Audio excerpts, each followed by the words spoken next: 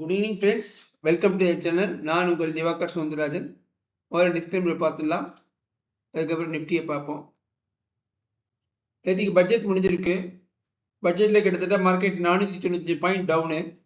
இன்ட்ராடேயில் பார்த்தீங்கன்னா 800 பாயிண்ட்ஸ். நேற்று ஐ வந்து 25,451, நேற்று லோ வந்து 24,600. 800 பாயிண்ட்ஸ் இன்ட்ராடே ரேஞ்சு. ஏன் பட்ஜெட் வந்துன்னா எதுவும் பாசிட்டிவாக இல்லை. இன்டைரக்ட் டேக்ஸ் நம்ம சொல்ல முடியாது. ஏன்னா இன்டைரக்ட் டேக்ஸ் ஜிஎஸ்டி தனியாக கொண்டு போயிட்டாங்க, அதை நம்ம இங்கே எதிர்பார்க்க முடியாது. டைரக்ட் டேக்ஸில் ஏதாவது பண்ணுவாங்கன்னு பார்த்தாங்க, ஆனால் அதுவும் நடக்கலை. அது நடக்காது. ஏன்னா போன வருஷம் தான் அவங்களுக்கு வந்து அப் டு 12 lakhs ப்ளஸ் கிட்டத்தட்ட 14 lakhs வரைக்கும் டேக்ஸ் கிடையாதுன்னு சொல்லிட்டாங்க. ஸோ இந்த வருஷம் அதையும் நம்ம எதிர்பார்க்க முடியாது. ஸோ சேலரி பீப்புளுக்கு எதுவும் கிடையாது. அண்டு மார்க்கெட்டுக்கு பாசிட்டிவாக நெகட்டிவாக எதாவது இருக்குது அப்படின்னு பார்த்தா, மார்க்கெட் வந்து எஸ்டிடியை அபாலிஷ் பண்ணுவாங்க, இல்லை ரேட்டை கம்மி பண்ணுவாங்கன்னு எதிர்பார்த்தாங்க. ஆனால் கான்ட்ராவாக வந்து எஸ்டிடியை இன்க்ரீஸ் பண்ணிட்டாங்க ஃபியூச்சர் அண்ட் ஆப்ஷன்ஸ்க்கு. ஏன் இன்க்ரீஸ் பண்ணாங்க அப்படின்னா, அவங்களோட பாயிண்ட் ஆஃப் வியூ வந்து ஆல்ரெடி ஆசோசியேஷன் நம்ம சொல்ல போய் தான் ஆப்ஷனில் வந்து நிறைய பேர் பணத்தை தொலைக்கிறாங்க. ஸோ அதை ரெஸ்ட்ரிக்ட் பண்ணுறதுக்கு இது வந்து ஒரு எப்படி சொல்லிட்டு மார்ஜின் இன்க்ரீஸ் பண்ணுவாங்க. அதே மாதிரி இதை வந்து உங்களுக்கு டேக்ஸ் ரேட்டை இன்க்ரீஸ் பண்ணால் நம்பர் ஆஃப் பீப்புள் ப்ளே பண்ணுறது கம்மியாகுன்ற பாயிண்ட் ஆஃப் வியூவில், ஆஸ் எக்கானமி பாயிண்ட் ஆஃப் வியூவில், ஒரு நாட்டுக்கு நல்லதுன்ற பாயிண்ட் ஆஃப் வியூவில் பண்ணிட்டாங்க. ஆனால் ஸ்டாக் மார்க்கெட்டை பொறுத்தவரைக்கும் இது நெகட்டிவ். அதனால மார்க்கெட் கீழே வந்துடுது. ஸோ இன்றைக்கி மார்னிங் எப்படி ஆச்சு, என்ன ஆச்சு அப்படின்றத பார்ப்போம். இன்றைக்கி மார்னிங் பார்த்திங்கன்னா, இந்த ஓப்பனிங் கேண்டில் அனலைஸ் பண்ணும்போது முதல்ல வந்து நேற்றுக்கு க்ளோஸ் நம்ம மார்க் பண்ணிட்டுருவோம் எல்லோவில். நேற்றுக்கு டே லோ, நேற்றுக்கு டே ஐ மார்க் பண்ணிட்டோம். ஸோ இன்றைக்கி மார்க்கெட் எங்கே ஓப்பன் ஆச்சுன்னு பார்த்தீங்கன்னா 24,813 ஓப்பன் ஆச்சு. நேற்றுக்கு க்ளோஸ் பார்த்தீங்கன்னா 24,768. கிட்டத்தட்ட ஒரு கொஞ்சம் ஒரு 30 பாயிண்ட்ஸ் 40 பாயிண்ட்ஸ் கேப் அப்னு சொல்லலாம். ஆனால் வந்து என்எஸ்சியை பொறுத்தவரைக்கும் லாஸ்ட் ஹாஃப் அன் ஹவரில் ஆவரேஜ் ப்ரைஸ் தான் எடுத்துப்பாங்க. அப்படி பார்த்துட்டு அவங்க கேப் டவுன்னு டிக்ளேர் பண்ணியிருப்பாங்க. நீங்கள் என்எஸ்சி வெப்சைட்டில் போய் பார்த்தீங்கன்னா கேப் டவுன் தான் காமிச்சிருப்பாங்க. 18 பாயிண்ட் கேப் டவுன் காமிச்சிருப்பாங்க. உங்களுக்கு டவுட் இருந்தால் ஃபியூச்சரை போய் பாருங்கள். ஃபியூச்சர் வந்து நேற்றுக்கு வந்து 24,800 க்ளோஸ் ஆகிருக்கு. இன்றைக்கி ஓப்பன் ஆனது பார்த்தீங்கன்னா 808. ஸோ அப்படி பார்த்தா ஃப்ளாட். ஸோ ஃப்ளாட் அப்படின்னு மார்க்கெட் ஓப்பன் ஆகும்போது நமக்கு எப்பாவது இந்த ஸ்பாட்டில் கன்ஃபியூஸாக இருந்தால் நம்ம ஃபியூச்சரை போய் பார்த்துக்கலாம். ஸோ ஃப்ளாட் அப்படி ஓப்பன் ஆனால் மார்க்கெட் வந்து ஒரு டைரெக்ஷன் இல்லாமல் இருக்குது. மேலே போகிறதா கீழே போகிறதா ஓவர் நைட் எந்த நியூஸும் இல்லை. மார்க்கெட்டால் இன்ஸ்டியூஷனல் பீப்புளால் டிசிஷன் எடுக்க முடியல. So intraday priced market ஒப்படைச்சிட்டாங்க.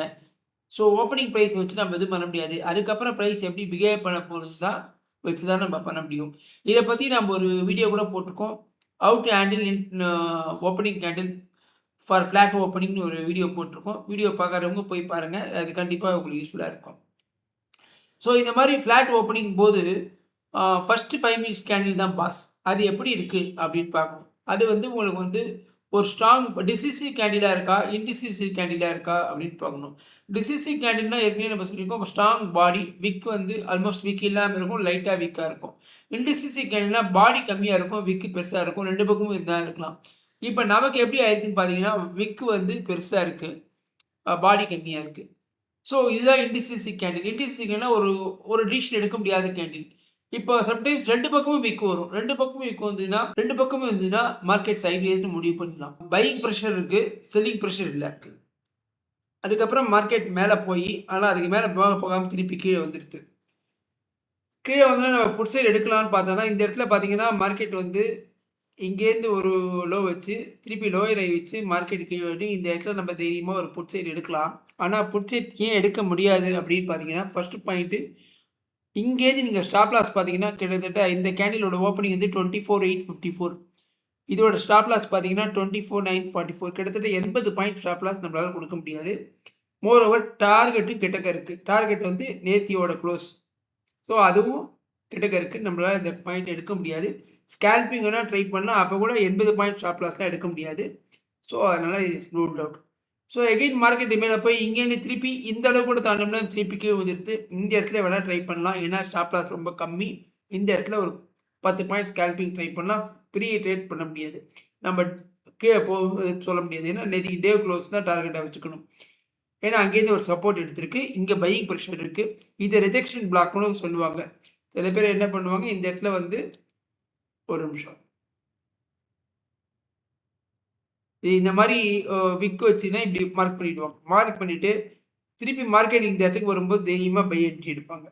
கண்டிப்பா மேல போகும். இதுதான் ரிஜெக்ஷன் பிளாக்ஸ்ன்னு சொல்லுவாங்க. ஏன்னா அங்க பையிங் பிரஷர் இருக்கனால திருப்பி மார்க்கெட் மேல போகும்னு. ஸோ அதே மாதிரி பார்த்தீங்கன்னா, இந்த இடத்துல கரெக்ட்டா வந்து மார்க்கெட் மேல போயிருக்கு. ஸோ இந்த இடத்துல வந்து இந்த ரிஜெக்ஷன் பிளாக்க பேஸ் பண்ணி என்ட்ரி எடுத்தா எடுக்கலாமே ஒழிஞ்சு, அதர்வைஸ் நாம இந்த என்ட்ரி எடுக்க முடியாது. ஆனா எடுத்திருந்தா சூப்பர். ஏன்னா இந்த ஒரு கேண்டிலே பார்த்தீங்கன்னா 100 பாயிண்ட் போயிடுது. இந்த செல்லர்ல பையர் வின் பண்ணிட்டாங்க. இந்த ரிஜெக்ஷன் பிளாக்ஸ் இருக்கு. கீழ கிராண்ட் சப்போர்ட் இருக்கு. இத பார்த்தீங்கன்னா, இங்க பாருங்க. எவ்வளோ பெரிய ரிஜெக்ஷன் பிளாக்ஸ் பாருங்க. ஸோ இதுதான் மேட்டர். இந்த மாதிரி ரிஜெக்ஷன் பிளாக்ஸ் இருந்தாலே தைரியமா எடுத்துக்கலாம். ஆனா என்ன?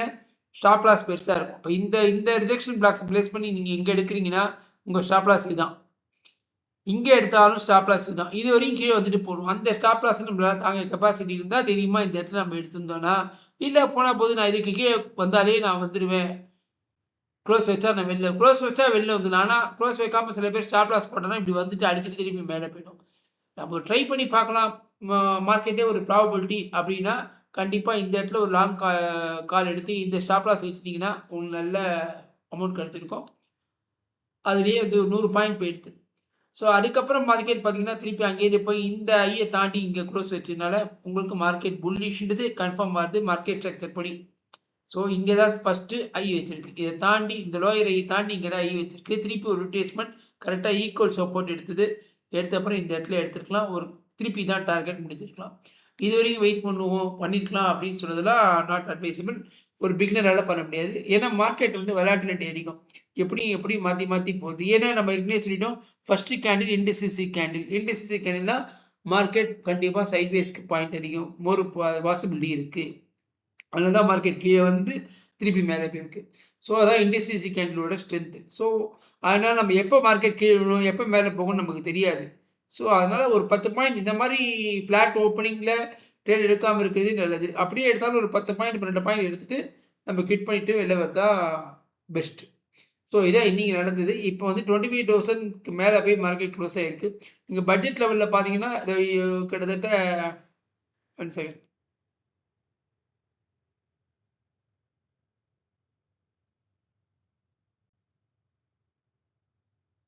$800 பாயிண்ட்ஸில் பாதி 50% வந்து நிற்குது இப்போ மார்க்கெட்டு. ஸோ கரெக்டான நெக் பாயிண்ட் நிற்குது. இந்த 1 ஹவர் சப்போர்ட் ஏற்கனவே நம்ம 25,000 சப்போர்ட்டை பார்த்துருக்கோம். ரொம்ப முக்கியமான சப்போர்ட்டு. இதை உடையாமல் இருக்கணும் நாளைக்கு. இது உடஞ்சினா மார்க்கெட் திருப்பி கீழே போயிடும். ஸோ நாளைக்கு எப்படி ட்ரேட் எடுக்கலாம் அப்படின்றத பார்க்கறதுக்கு முன்னாடி மற்ற லெவல்ஸ்லாம் ஒரு வாட்டி பார்த்துட்டு நாம் இங்கே வருவோம்.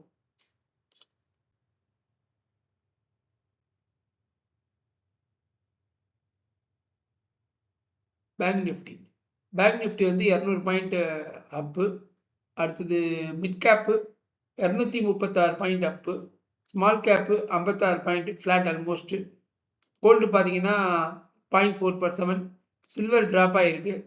20,000 ட்ராப் ஆகிருக்கு. சில்வர் எங்கே பாருங்கள், 4 லட்ச ரூபா இருந்தது, 2 லட்ச ரூபா ஆகிடுது சில்வரு. ஸோ அடுத்தது இந்தியா விக்ஸு டவுன் ஆகிருக்கு, 8% டவுன் ஆகிருக்கு. யூஎஸ் டாலர் கம்மி ஆகிருக்கு. டேட்டா எப்படி இருக்குன்றதை பார்த்துருவோம். நிஃப்டி வந்து bullish candle with strong buying pressure. Open இன்ட்ரெஸ்ட்டில் பார்த்தீங்கன்னா 25,200 ஸ்ட்ராங்காக இருக்குது. மார்க்கெட் தாண்டுறது ரொம்ப கொஞ்சம் கஷ்டமாக தான் இருக்கும். சப்போர்ட் பார்த்தீங்கன்னா 25,000 ஸ்ட்ராங்காக இருக்குது. அதை உடையாமல் இருக்கணும். பிசிஆர் 0.95. எஃப்ஐ டேட்டா நம்ம ஆஸ் யூஷுவல் மார்னிங் டெலிகிராமில் போடுவோம். இருந்தாலும் இப்போ ரஃப் ஐடியா பார்த்துருவோம். நேத்திக்கு வந்து பார்த்தீங்கன்னா நேத்திக்கும் பேரிஷ். நடுவில் 2 நாள் புல்லிஷ் பண்ணியிருக்காங்க. திருப்பி நேத்திக்கு பேரிஷ் வந்துட்டாங்க. ஸோ எஃப்ஐ டேட்டா மற்ற பார்ட்டிசிபென்ட்ஸ் வந்து நாளைக்கு பார்ப்போம். எப்படி டெலிகிராமில் போட்டு விட்றோம் எப்படின்றத. நெக்ஸ்ட்டு வேறு என்ன பார்க்கலாம். ஃப்யூச்சர் டேட்டா எப்படி இருக்குன்னு பார்த்துருவாங்க.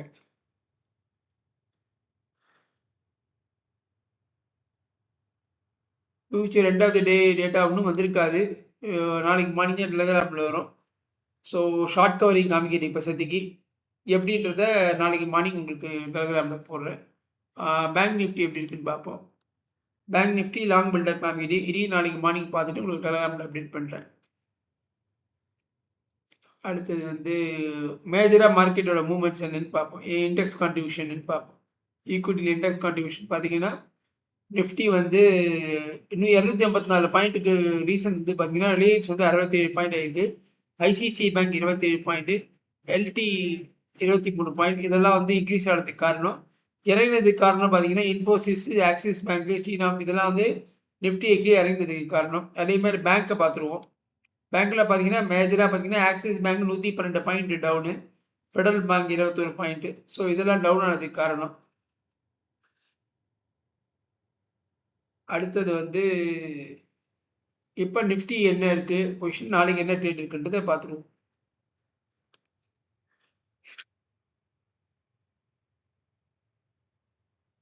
இப்போ நிஃப்டி எப்படி ஆகுதுன்னா, நாளைக்கு வந்து ஒரு ஃப்ளாட் ஓப்பன் ஆனால் ஒரு 15 மினிட்ஸ் வெயிட் பண்ணுங்க. ஃபஸ்ட்டு 5 மினிட்ஸ் கேண்டில் வந்து டிசிசிவ் கேண்டிலா இன்டிசிசிவ் கேண்டிலான்னு முதல்ல பார்ப்போம். டிசிசிவ் கேண்டிலாக ஸ்ட்ராங் பாடி இருக்கணும், விக்கு கம்மியாக இருக்கணும். ஸோ அந்த மாதிரி இருந்து ஒரு புல்லிஷ் கேண்டிலாக இருந்து open is equal to low இருந்ததுன்னா கண்டிப்பாக மார்க்கெட் மேலே போகிறதுக்கு வாய்ப்பு இருக்குது. இல்லை ஒரு பேரிஷ் கேண்டிலாக இருந்து ஓப்பன் இஸ் ஈக்குவல் டு ஐயாக இருந்ததுன்னா மார்க்கெட் கீழே வரதுக்கு வாய்ப்பு அதிகமாக இருக்குது. ஆனால் இன்டிசிசிவ் கேண்டிலாக இருந்ததுன்னா விக்கு 2 பக்கமும் அதிகமாக இருந்ததுன்னா சைட்வேஸ் தான் இருக்குது. ஸோ 15 5 மினிட்ஸ் கேண்டில் பாருங்கள், ஃப்ளாட் ஓப்பனிங்காக இருந்தால் அதுக்கப்புறம் அதுக்கு நான் பை ட்ரேட் எடுங்க. இல்லை சப்போஸ் கேப் அப் ஆச்சு அப்படின்னா இந்த 25,332 தாண்டுறதா அப்படின்னு பார்ப்போம். ஏன்னா இது வரையும் ஒருத்தர் 25,200 வரையும் நமக்கு ஒய் இருக்குது. ஸோ கண்டிப்பாக இந்த இடத்துல வந்து மார்க்கெட் ஓப்பன் ஆகிறதுக்கு வாய்ப்பு இருக்குது. ஏன்னா அதுக்கு மேலே ஓப்பன் ஆகுமான்னு தெரியாது. கேப் அப் ஆச்சுன்னா கூட 25,200 இருக்குது. ஸோ அந்த மாதிரி கேப் அப் ஆனாலும் சரி, இல்லை கேப் டவுன் ஆனாலும் சரி, ஒரு 15 மினிட்ஸ் எந்த ஷூனியுமே 9:15 9:13 ட்ரேட் எடுக்க வேண்டாம். ஒரு 15 மினிட்ஸ் வெயிட் பண்ணி, ஏன்னா ஓவர் நைட் பொசிஷன்ஸ்லாம் அவங்க மாற்றுறதுக்கு அதுக்கு கொஞ்சம் டைம் கொடுத்துருவோம். அந்த நேரத்தில் நம்ம வந்து பிகினர் ட்ரேடே எடுக்க முடியாது. 9:15 9:30 ஜஸ்ட் மார்க்கெட்டை வாட்ச் பண்ணி அதுக்கப்புறம் ப்ரைஸ் என்ன சொல்கிற வருது, மார்க்கெட் ஸ்ட்ரக்சர் எதாவது ஃபார்மாக இருந்தா அதுக்கப்புறம் ஏதாவது ஒரு நமக்கு ஒரு லோயர் லோவோ இல்லை ஹையர் ஐயோ லோயர் ஐயோ ஏதாவது ஒரு மார்க்கெட் ஸ்ட்ரக்சர் ஃபார்ம் பண்ண அப்புறம் ஒரு நெகட்டிவ் பயாஸ் இருக்கா பாசிட்டிவ் பயாஸ் இருக்கா தெரிஞ்சதுக்கப்புறம் ட்ரேட் எடுக்கலாம். அதுக்கு முன்னாடி ட்ரேட் எடுக்கலாம். ஸோ நாளைக்கு வந்து ப்ரைஸ் இந்த இடத்துல சஸ்டெயின் ஆச்சு, 25,000 சஸ்டெயின் ஆச்சுன்னா நம்ம கால்ஸை ட்ரை பண்ணலாம். டார்கெட் வந்து 25,332. ஒய்யை பொறுத்தவரைக்கும் 25,200 காமிக்கிறது.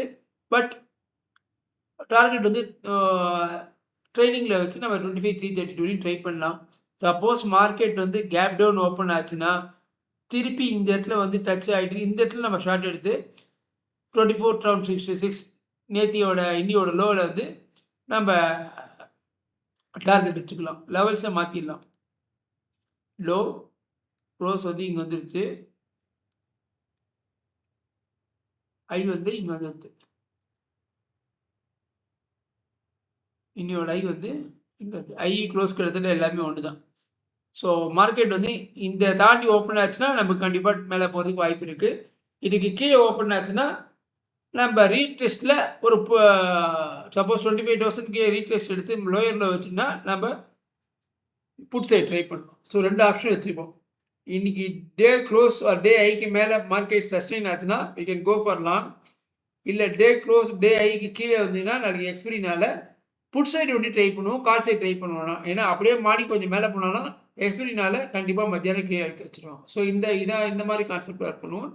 ஃபஸ்ட்டு 15 மினிட்ஸ் வெயிட் பண்ணுவோம். ஓப்பனிங் கேண்டில் எப்படி இருக்குன்னு பார்ப்போம். கேப் அப்பா கேப் டவுனா ஃப்ளாட்டான்னு பார்ப்போம். ஃப்ளாட்டாக இருந்தால் ஃபஸ்ட்டு 5 மினிட்ஸ் கேண்டில் ரொம்ப முக்கியம். அது டிசிசி கேண்டிலா இன்டிசிசி கேண்டிலா அனலைஸ் பண்ணிவிட்டு அதுக்கப்புறம் நம்ம ட்ரேட் எடுப்போம். Okay friends, thank you. இந்த வீடியோ பிடிச்சிருக்குன்னு நினைக்கிறேன். பிடிச்சிருந்தால் லைக் பண்ணுங்கள், ஷேர் பண்ணுங்கள், சேனலை சப்ஸ்கிரைப் பண்ணுங்கள், மறக்காமல் உங்கள் கமெண்ட்ஸை போஸ்ட் பண்ணுங்கள். Thank you friends.